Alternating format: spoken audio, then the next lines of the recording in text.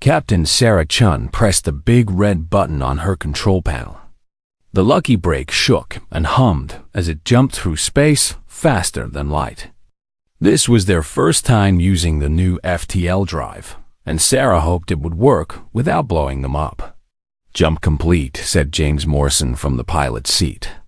Everyone called him Crash because he had landed badly too many times. "We should be in the Kepler 442 system now." Dr. Yuki Tanaka looked at her screens.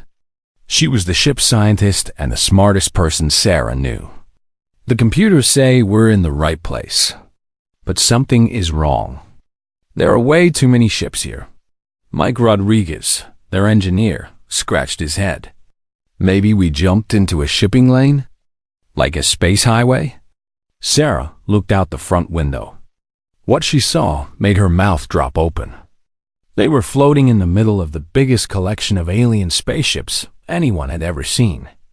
The ships were huge, covered in gold and silver decorations. They looked like floating palaces. "Oh no," Sarah said quietly. "I think we crashed a party." The Lucky Break was not an impressive ship. It used to carry cargo between Earth's space stations. Sarah and her crew had bought it cheap and added the experimental FTL drive.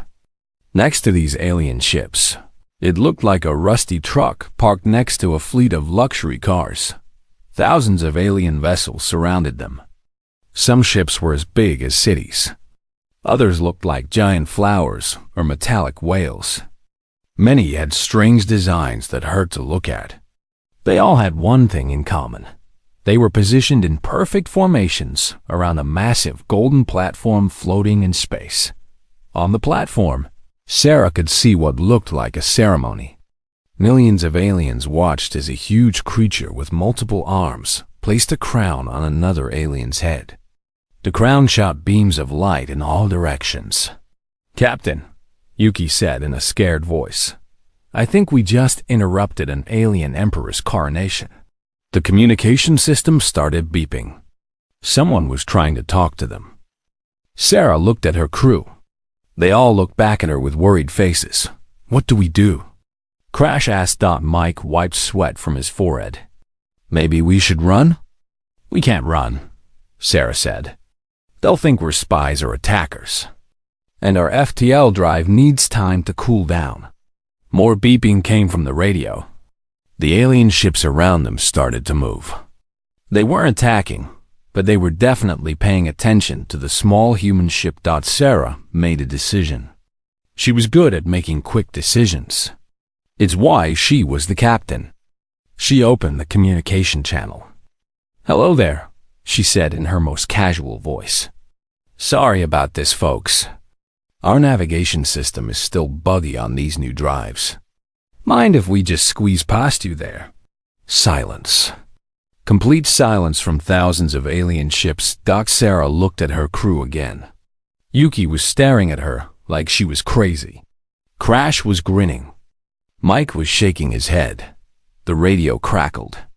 A deep voice spoke in perfect English.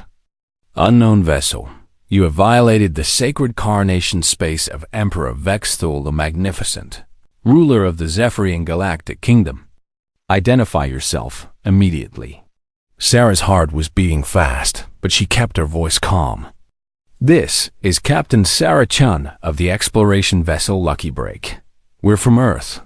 And again, really sorry about the timing. We were just trying to find an empty system to refuel." "Earth?" the voice asked. There was confusion in it. "We have no records of this world or your species in our databases." Sarah realized she had two choices. She could tell the truth and probably get her crew killed for interrupting the biggest ceremony in alien history. Or she could lie and hope for the best. She chose option 3. She would tell the truth, but make it sound more impressive than it was. "We're a bit new to the galactic community," she said. "Still learning the proper protocols. On behalf of the Terran Federation, I apologize for our poor timing." There was no Terran Federation. Earth had one small space agency and a few mining stations. But the aliens didn't need to know that. You claim to represent a stellar government unknown to our archives, the voice said. This is highly irregular. Sarah could see movement on the ceremonial platform. The newly crowned emperor was looking their way. Even from this distance, she could tell he was huge and had way too many eyes. Look, Sarah said, we're clearly interrupting something important. We can leave if you want. Or we can just float here quietly until you're done. Whatever works for you. Her casual tone seemed to confuse the aliens even more. Sarah could hear multiple voices talking in the background of the radio signal. They were speaking in alien languages, but the voices sounded surprised and unsure. Crash leaned over and whispered, Captain, what's a Terran Federation? Something I just made up, Sarah whispered back. Roll with it. Dr. Tanaka was looking at her computer. Sarah, I'm picking up signals from hundreds of different species. This isn't just an emperor's coronation. This is like the United Nations, but for the entire galaxy. Great, Sarah said. We crashed the biggest political meeting in space history. The radio came alive again. This time, the voice was different. Deeper and more commanding. Small ship from Earth, this is Emperor Vexthal. Your timing is unusual, but your boldness is noted. Do you claim to represent your world in diplomatic matters? Sarah looked at her crew one more time. They all nodded. Even scared, they trusted her. We are an advanced diplomatic envoy, Sarah said. We came to observe the coronation and offer congratulations from Earth. Again, sorry, we're late. Hyperspace traffic was murder. There was another long pause. Then something unexpected happened. The Emperor laughed. It was a sound like rocks falling down a mountain, but it was definitely laughter. Advance, envoy, the Emperor said. You arrive in the middle of our most sacred ceremony, in a ship that appears to be held together with metal tape, and you blame traffic. Either you are the bravest diplomats we have ever encountered, or you are completely insane. Possibly both, Sarah said honestly. The Emperor laughed again. You have diplomatic immunity for the duration of the coronation festivities. Do not make us regret this decision. Sarah smiled at her crew. They had just talked their way into the biggest alien gathering in history. Now they just had to figure out what to do next. The coronation ceremony continued around them. Sarah and her crew watched through their ship's windows as Emperor Vexthal received gifts from hundreds of alien species.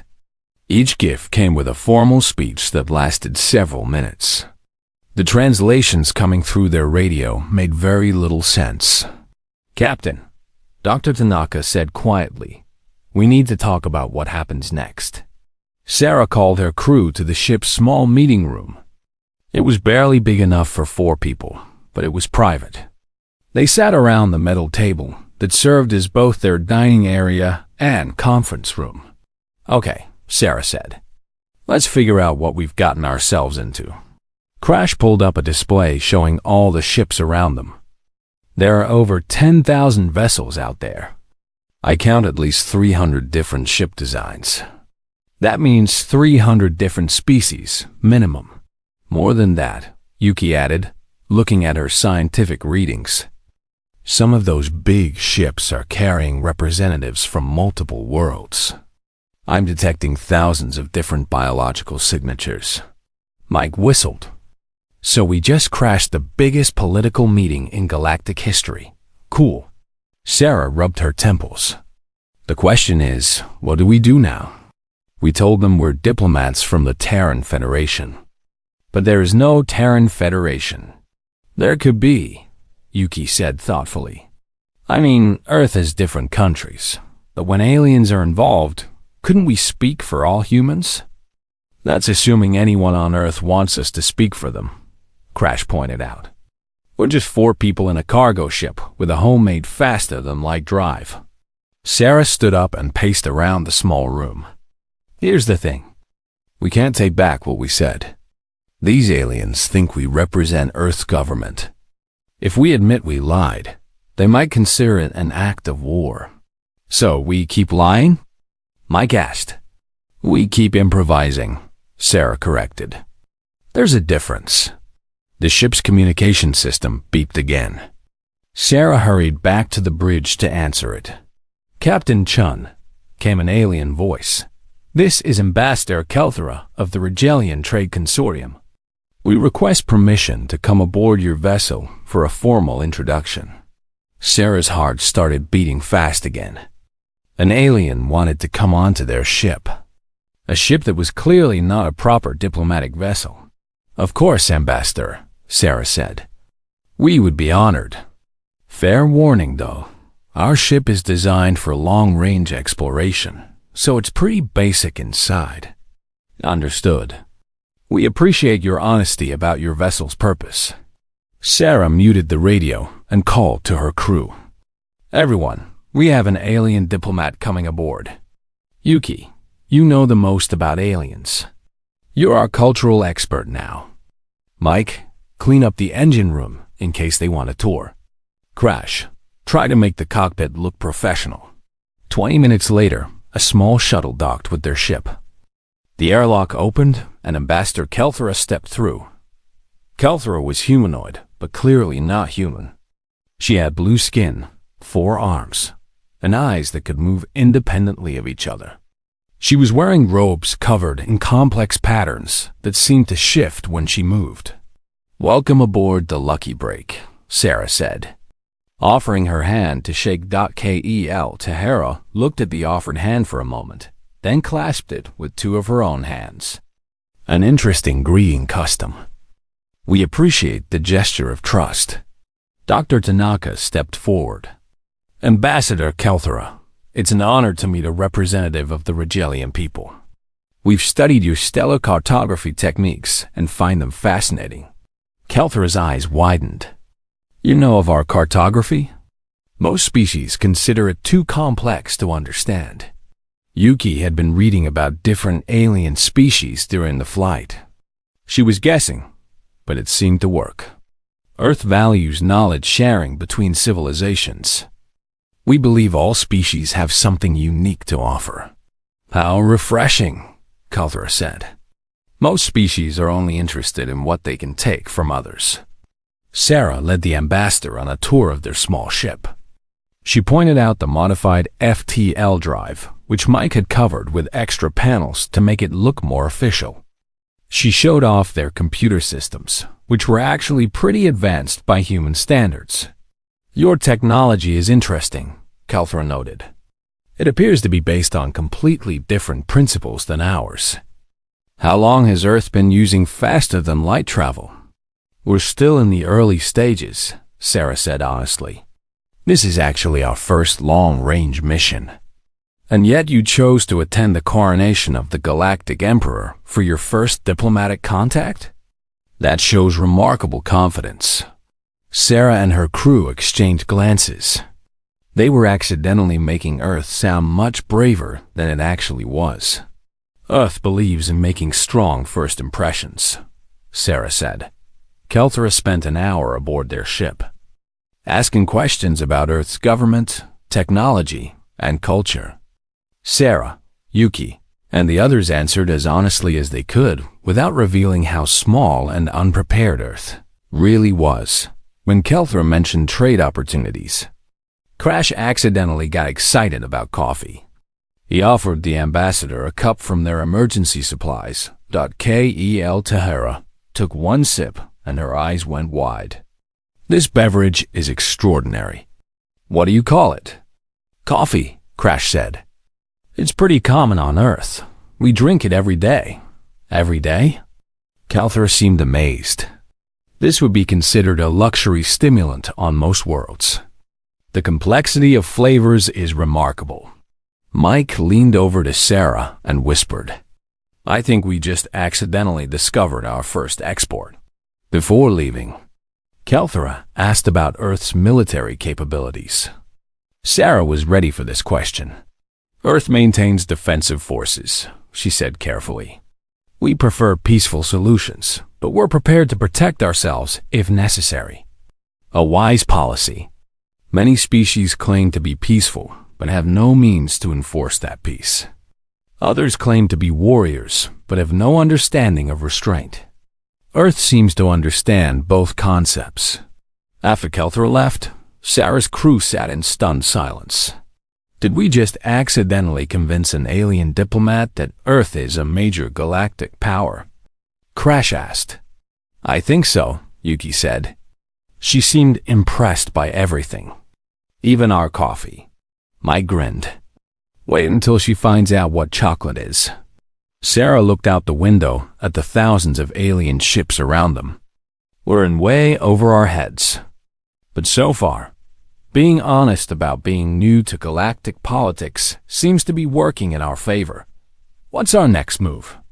Yuki asked. Sarah thought for a moment. We keep doing what we're doing. We're explorers who got lucky and stumbled into the biggest diplomatic event in history. We represent Earth as best we can, and we try not to start any wars. That's your plan? Mike asked. Wing it? Sarah smiled. Mike, winging it got us this far. Besides, what's the worst that could happen? As if in answer to her question, the radio crackled to life again. Captain Chun, this is Admiral Throke of the Krathiri War Fleet. We wish to discuss Earth's military doctrine with you. Sarah's smile faded. I think I just found out what the worst thing was. Admiral Throke arrived 2 hours later. Unlike Ambassador Kelthra, he didn't come alone. 6 heavily armed Krathiri soldiers accompanied him. They were tall, covered in what looked like natural armor plating, and had way too many teeth. Sarah met them at the airlock with her crew behind her. She tried to look confident while secretly wondering if this was how her diplomatic career would end. Admiral Throke, Sarah said, extending her hand. Welcome aboard. Throke looked at her hand but didn't take it. Instead, he hit his chest with his fist and made a sound like rocks grinding together. Sarah quickly copied the gesture, hitting her own chest. Throke's soldiers seemed surprised. One of them spoke to the Admiral in their own language. Throke replied, then turned to Sarah. You know the warrior's greeting, he said. His voice sounded like gravel in a cement mixer. Interesting. Most diplomatic species refuse to acknowledge martial customs. Earth respects all cultures, Sarah said, hoping she sounded more confident than she felt. We believe understanding leads to peace. Peace through strength, Throke agreed. Tell me, Captain Chun, how does Earth maintain its defensive forces? Sarah thought quickly. She couldn't lie about having massive space fleets, because they obviously didn't have any. But she could tell the truth in a way that sounded impressive.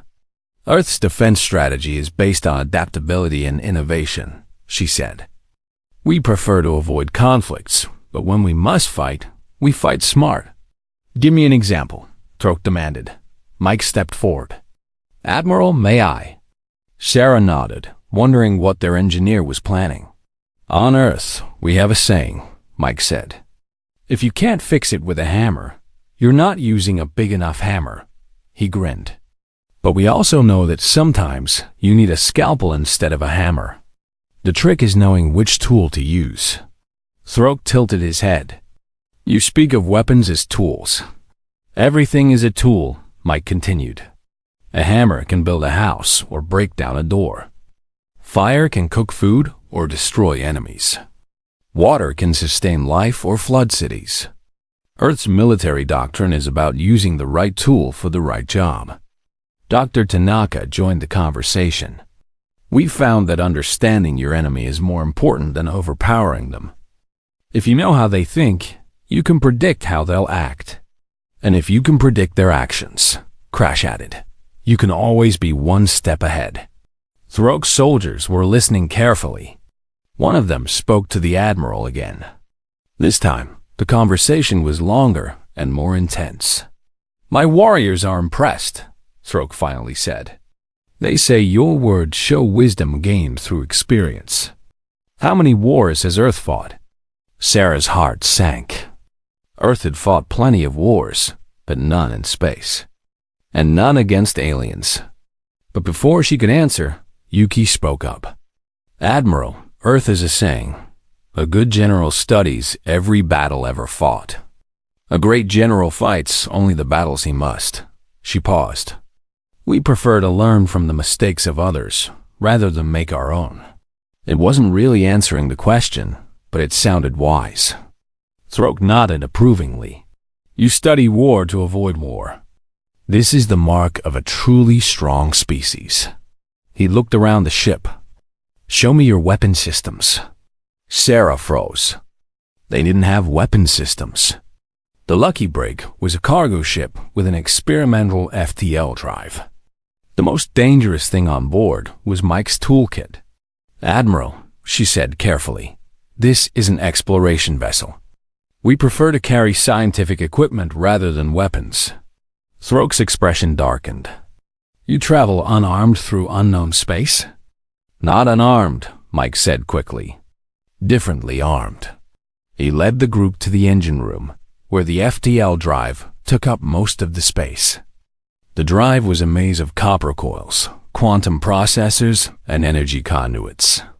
It hummed with power and occasionally sparked. "This is our primary system," Mike said, patting the drive housing. "It bends space-time to move us faster than light." Throke stared at the machine. "You carry a space-time manipulation device?" "It's not just for travel," Crash added, picking up on Mike's plan. "The same technology that moves us through space can create gravitational anomalies, temporal distortions, and localized space warping." None of that was true. Their FTL drive could only make them go fast. But Throke didn't know that. "You weaponize faster than light technology," one of the soldiers said. He sounded worried. "Only if necessary," Sarah said. "We prefer to use it for exploration." Throke walked around the FTL drive, examining it carefully. "This design is completely unknown to us." "How long did it take Earth to develop this technology?" "Several decades of research," Yuki said honestly. That part was true. Humans have been working on FTL travel for a long time. "And every ship in your fleet carries one of these devices?" Sarah realized they were accidentally making Earth sound like it had a fleet of ships carrying weaponized FTL drives.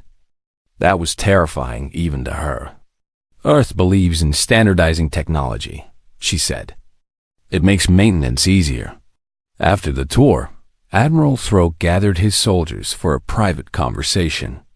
Sarah and her crew waited nervously in the meeting room. "I think we just accidentally convinced a military admiral that Earth has a fleet of ships carrying space-time weapons," Crash whispered. "That's not entirely a bad thing," Mike pointed out. "Better to be feared than ignored. Unless they decide we're too dangerous to exist," Yuki added. Throke returned to them 20 minutes later. "Captain Chun, the Krathari War Fleet would be honored to establish military cooperation with Earth." "What kind of cooperation?" Sarah asked carefully. "Training exchanges, technology sharing, joint defense agreements." Throke paused. "We would also like to purchase some of that beverage your engineer offered us earlier." "Coffee?" Sarah asked, confused. "We analyzed the sample. It's a natural combat stimulant with no negative side effects. Our warriors would benefit greatly from such a substance." Sarah looked at her crew. They were accidentally becoming arms dealers, and their main export was coffee. "We'd be happy to discuss trade agreements," she said. "But Earth prefers to start with peaceful exchanges before moving to military cooperation." "Wise. A species that rushes into military alliances usually has something to hide." Throke hit his chest again. "Earth has our respect, Captain Chun." After Throke and his soldiers left, Sarah collapsed into her chair. "We just sold coffee to alien warriors and convinced them we have weaponized FTL drives," she said. "What's next?" The radio crackled. "Captain Chun, this is Counselor Zethron of the Vegan Collective. We understand Earth has developed advanced space-time manipulation technology. We wish to discuss a non-aggression treaty immediately. Crash grinned. I think word is spreading, Captain. Yuki checked her computers. I'm detecting 15 more ships requesting communication with us. Mike laughed. Sarah, I think we accidentally made Earth famous. Sarah looked out at the alien fleet surrounding them. Ships that had been ignoring the small human vessel were now turning to face them. Some were moving closer. Famous might be an understatement, she said. I think we just became the most interesting humans in the galaxy. Is that good or bad? Crash asked. I guess we'll find out, Sarah replied, watching as more alien ships approached their position. But one thing's for sure, we can't go back to being nobody now. The radio continued to beep with incoming communication requests. Earth had gone from unknown to potentially dangerous in the span of a few hours. And Sarah wasn't sure if that was the best thing that ever happened to humanity, or the worst. The next few hours turned into a diplomatic nightmare. Sarah's communication system never stopped beeping. Every few minutes, another alien species wanted to talk to the humans. Some wanted to trade. Some wanted military alliances. Others wanted to make sure Earth wouldn't attack them. Captain, Yuki said. Looking stressed, I've got 17 species requesting meetings. 8 offering tribute, and 3 asking if we're planning to conquer the galaxy. Conquer the galaxy? Sarah asked. How did they get that idea? Probably from Admiral Throke, Mike suggested. Military types like to talk. Crash looked up from his pilot controls. Sarah, we've got a bigger problem. Emperor Vextil wants to see you personally. On his ship. In 1 hour. Sarah felt her stomach drop. The Emperor wants a private meeting? That's what his message says. He's sending a shuttle to pick you up. Sarah called her crew together for another emergency meeting. They squeezed into the small conference room, which was starting to feel like a war bunker. Okay, Sarah said. The most powerful being in the galaxy wants to meet with me personally. Any ideas on how not to mess this up?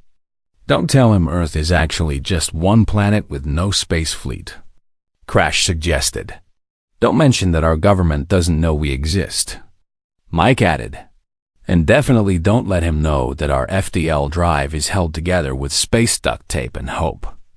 Yuki finished. Sarah rubbed her face with her hands. So basically, keep lying. Not lying, Yuki corrected. Just not volunteering information that might cause galactic incidents. An hour later, Sarah found herself on the Emperor's flagship. The ship was enormous, like a floating city made of gold and crystal. Everywhere she looked, she saw aliens bowing to her. Apparently, word had spread that she represented a mysterious, powerful species. Emperor Vexthal received her in a throne room the size of a football field.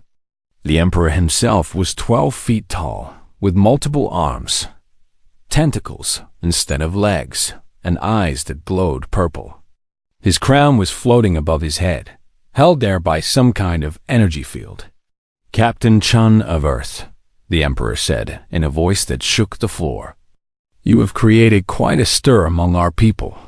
Your Majesty, Sarah said, bowing slightly. She wasn't sure if that was the right thing to do, but it seemed polite. We didn't mean to disrupt your celebration. Disrupt? The Emperor's laugh sounded like a thunderstorm. My dear Captain, you have made this coronation memorable in ways I never expected. The Emperor gestured for Sarah to approach his throne. As she walked across the massive room, he continued speaking. In the past 6 hours, I have received reports that Earth possesses weaponized space-time technology, commands a fleet of advanced exploration vessels, and produces combat stimulants so effective that the Krathri are offering alliance terms. Sarah tried to keep her expression neutral. Earth has various capabilities. Indeed. But what interests me most is your species' approach to diplomacy. You arrive unannounced at the most sacred ceremony in galactic history, admit it was an accident, and then proceed to impress every military and trade representative present. The Emperor leaned forward on his throne. Tell me, Captain Chun, is this confidence or complete insanity? Sarah decided to be honest. Honestly, Your Majesty? Probably both. The Emperor stared at her for a long moment. Then he burst into laughter that made the crystals in the room ring like bells. Wonderful, he said. Most diplomats spend hours telling me what they think I want to hear. You simply tell me the truth. Sarah relaxed slightly. Being honest seemed to be working. Your Majesty, may I ask you something? Of course. How did humanity go from unknown to apparently terrifying in the span of one afternoon? The Emperor's expression became more serious. Captain, most species that develop space travel follow predictable patterns. They explore cautiously, make contact slowly, and join galactic society gradually. They show us their weaknesses before they reveal their strengths. He stood up from his throne, towering over Sarah. Earth did the opposite. You appeared suddenly, demonstrated advanced technology, showed no fear of the most powerful military forces in the galaxy, and treated the entire situation as a minor inconvenience. But we're just explorers, Sarah said. We don't even have a proper government. You say that like it's a weakness, the Emperor replied. A species confident enough to send explorers across the galaxy without government oversight suggests a level of individual capability that most civilizations never achieve. Sarah realized she was accidentally making humanity sound even more impressive by trying to downplay their abilities. The Emperor walked to a large window showing the fleet of ships outside. Tell me about your world, Captain. What is Earth like? Sarah thought about how to describe Earth without making it sound boring. Then she decided to just tell the truth and let the Emperor draw his own conclusions. Earth is complicated, she said. We have over 7 billion people divided into nearly 200 countries. We argue about everything. We fought wars over land, resources, ideas, and sometimes just because we didn't like each other. A warrior species, the Emperor noted. Sort of. But we also create art, music, and literature. We explore our oceans and climb our mountains just to see what's there. We keep dangerous animals as pets and jump out of perfectly good aircraft for fun. The Emperor turned to stare at her. You jump out of aircraft? Why? Because it's exciting, Sarah said with a shrug. You find falling through the air exciting? Some people do. We call it skydiving. Others prefer racing vehicles at high speed, or swimming with predatory fish, or climbing frozen waterfalls. The Emperor's multiple eyes were all focused on her now. Your species voluntarily participates in dangerous activities for entertainment. Pretty much. We have something called extreme sports. The whole point is to do scary things safely. Fascinating. And your governments allow this? Allow it? Some of them sponsor it. We have competitions to see who can do the most dangerous things the best. The Emperor was quiet for a long time. Finally, he spoke. Captain Chun, I am beginning to understand why your species feels comfortable exploring unknown space without military escort. We're curious, Sarah said simply. We like to see what's out there, even if it might be dangerous. Especially if it might be dangerous. That's usually where the most interesting discoveries are. The Emperor returned to his throne. I have made a decision, Captain Chun. Earth will be granted full membership in the Galactic Kingdom as an autonomous ally. Sarah's eyes widened. Your Majesty, that's very generous, but I'm not sure I have the authority to accept on behalf of my entire planet. Then you will return to Earth and inform them of their new status. I am also assigning a permanent communication relay to your system so we can maintain diplomatic contact. What if Earth's leaders don't want to join? The Emperor smiled, showing rows of teeth that looked like crystals. Captain, any species that produces individuals like you and your crew is exactly the kind of ally the galaxy needs. Your leaders will agree. Sarah hoped he was right. She was pretty sure she was about to give Earth's politicians the biggest surprise in human history. One more thing, the Emperor added. I'm curious about this coffee substance your engineer mentioned. Several species have expressed interest in trade agreements. Sarah grinned. Your Majesty, if you think coffee is interesting, wait until you hear about chocolate. The Emperor's eyes lit up with interest, and Sarah realized she had just accidentally created Earth's first export market. She was beginning to understand that humans had a talent for turning simple things into galactic incidents. Sarah returned to the lucky break with her head spinning. In the space of one conversation, Earth had become a full member of galactic civilization, gained a permanent communication relay, and accidentally started exporting coffee and chocolate to alien species. Her crew was waiting anxiously in the main cabin. So, Crash asked, are we in trouble or are we heroes? Both, Sarah said, collapsing into her chair. Definitely both. She explained everything that had happened with the Emperor. When she finished, her crew sat in stunned silence. We're galactic citizens now, Yuki asked. Apparently, the Emperor is sending a communication relay to Earth so the government can talk directly to alien leaders. Mike whistled. The politicians back home are going to lose their minds. That's not even the best part, Sarah continued. 3 different alien species want to establish trade agreements for coffee. And when I mentioned chocolate, the Emperor's eyes literally started glowing. So we accidentally turned Earth into a galactic power and a luxury food supplier, Crash summarized. Not bad for a day's work. The ship's communication system beeped again. Sarah groaned, expecting another diplomatic request. Instead, it was a message from Emperor Vextal. Captain Chun, the coronation festivities are concluding. We have prepared departure gifts for Earth's diplomatic mission.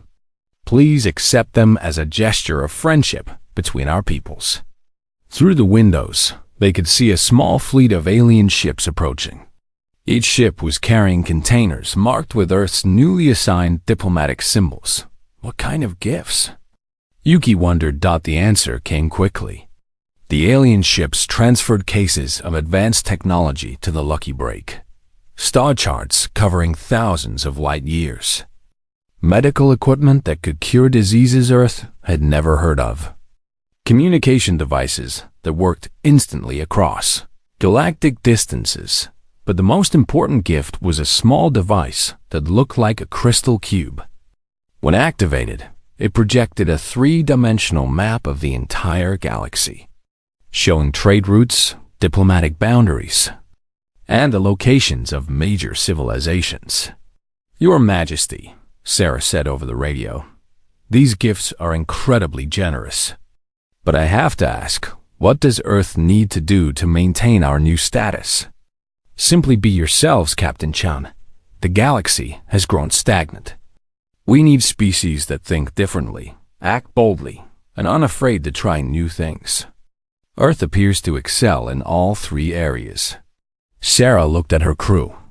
They had stumbled into galactic politics by accident and succeeded through a combination of luck, honesty, and pure human stubbornness.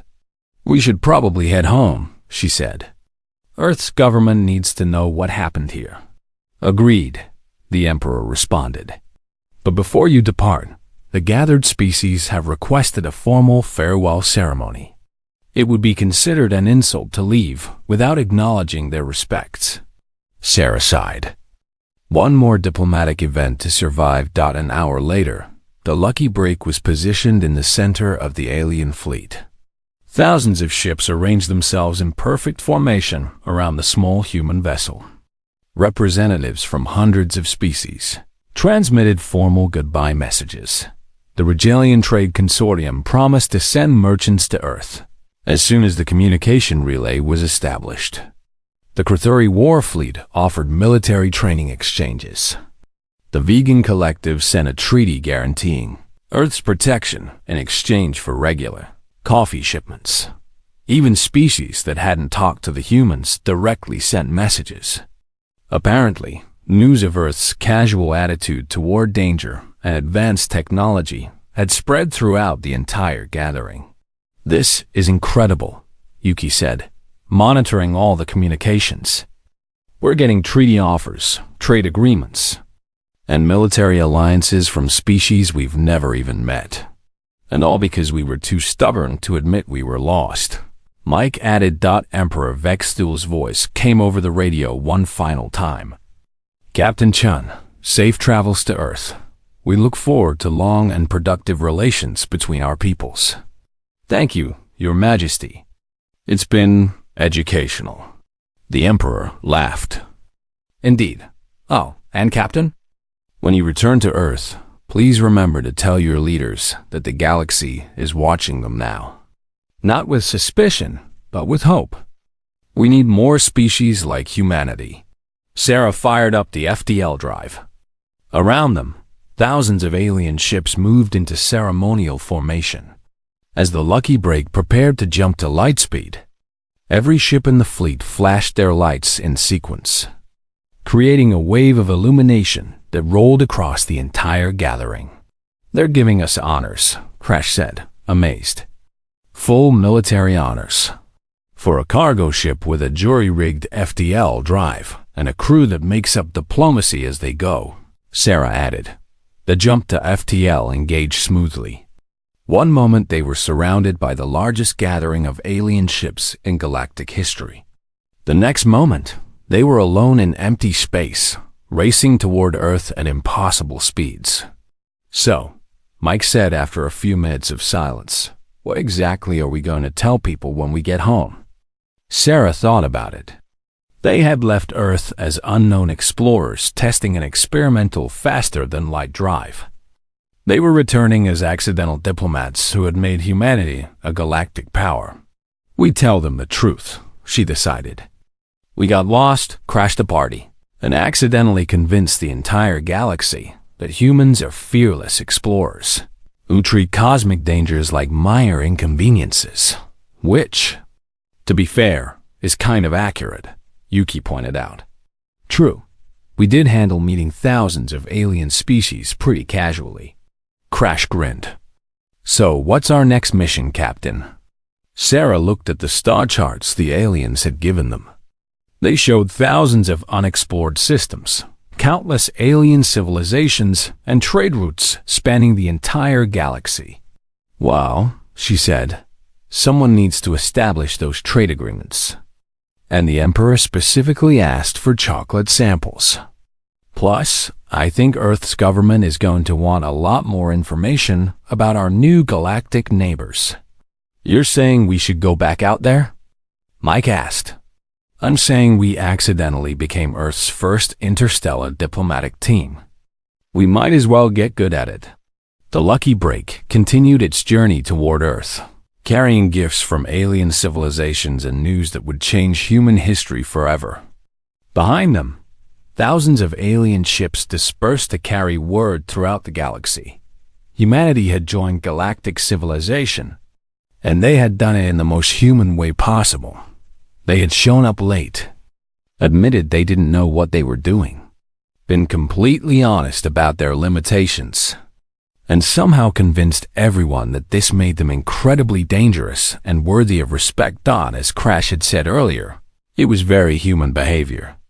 The galaxy was about to discover that this was exactly why they needed